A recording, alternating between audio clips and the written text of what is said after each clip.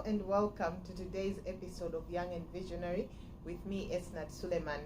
In today's episode, I will be continuing on the series of the investment life cycle and talking about the pre-retirement stage.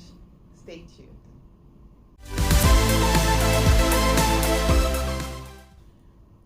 To start off, let's define the pre-retirement stage.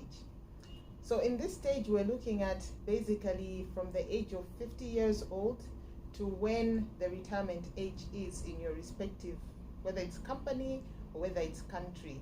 So if you're looking at a retirement age of 65, that would be between the age of 50 to 65. If it's 60, then it's 50 to 60. Now in this phase, it is a very important phase because this is when you need to secure the income that you've generated, the income that you're preparing to utilize in your retirement age. So your focus will mainly be around capital preservation, generating additional revenue, and risk management. Now, I've talked of three things: capital preservation, income generation, and risk management. When we talk capital preservation, we are looking at securing the initial funds or assets that you may have invested in. So what that means is that you are avoiding any type of asset that could potentially drop in value.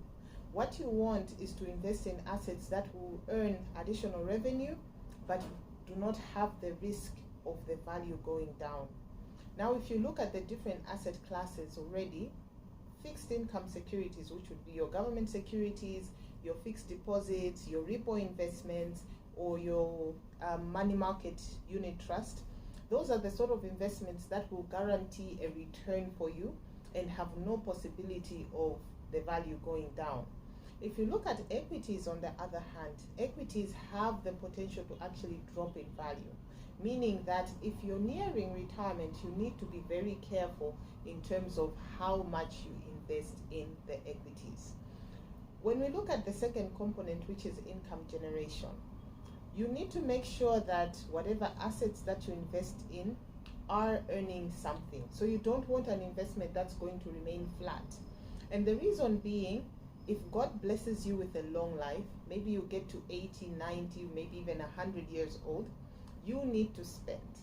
Now, if the value of your assets does not grow, and you consider the time value of money, your spending capability in the future will diminish. Now, in retirement, you want to make sure that you can live a comfortable lifestyle. So what you need to do is make sure that you're investing in assets that are still generating revenue. So the fixed income class is actually a very good investment for people in retirement. So as you're approaching retirement, you must make sure that you start to grow this component of investment assets. And then finally, I spoke about risk management. Now, when we're looking at risk management, obviously the capital preservation also comes in there, but you also need to then look at how you're diversifying your portfolio within the investments that you're making. Because in as far as fixed income can be quite secure, depending on which institution you invest with, there could be some reasonable risk that is associated with the institution that you are investing in. So diversification still becomes very key.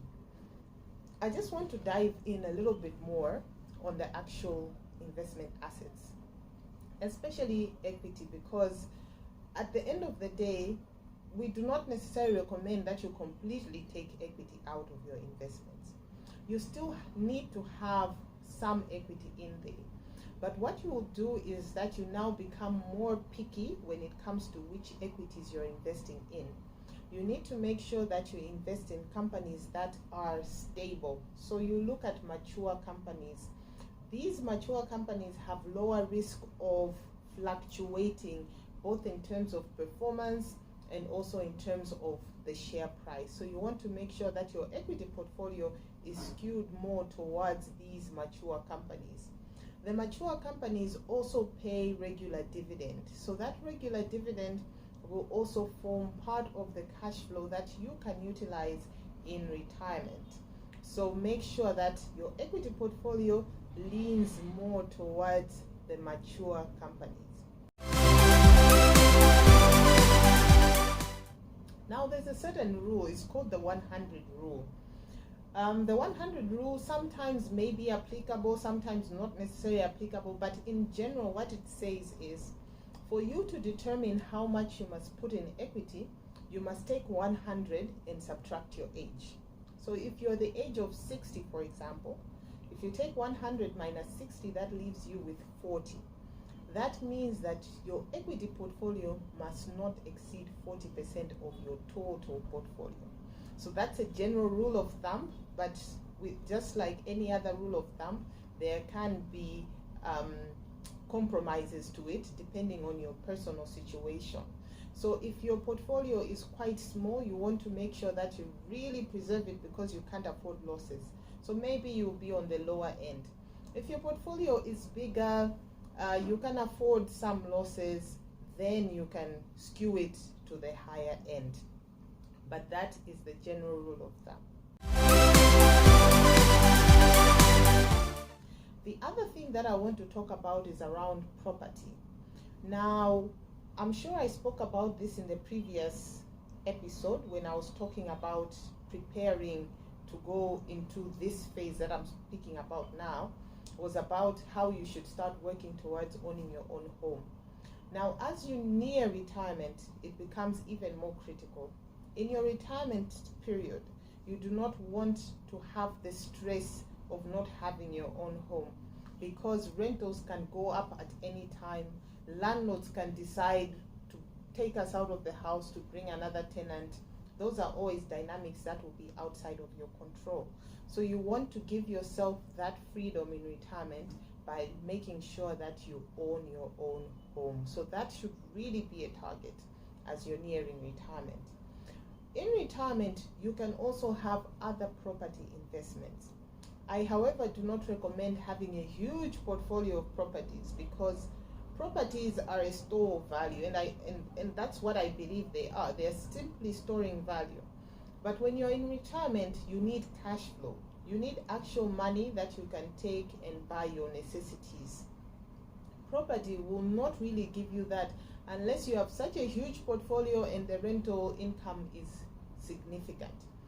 In which case, if you were to liquidate one or two properties, you take those funds, you invest them in a fixed income asset, like even if it's a fixed deposit or it's a government security, you will notice that your cash flows will be even higher than the rental income that you're getting.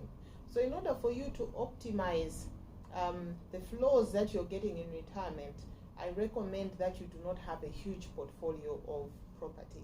Have a reasonable portfolio that you're really using to store value, and liquidate the other properties. Keep the money in liquid assets such as the fixed income securities, so that you get that cash flow that you will need to spend in retirement.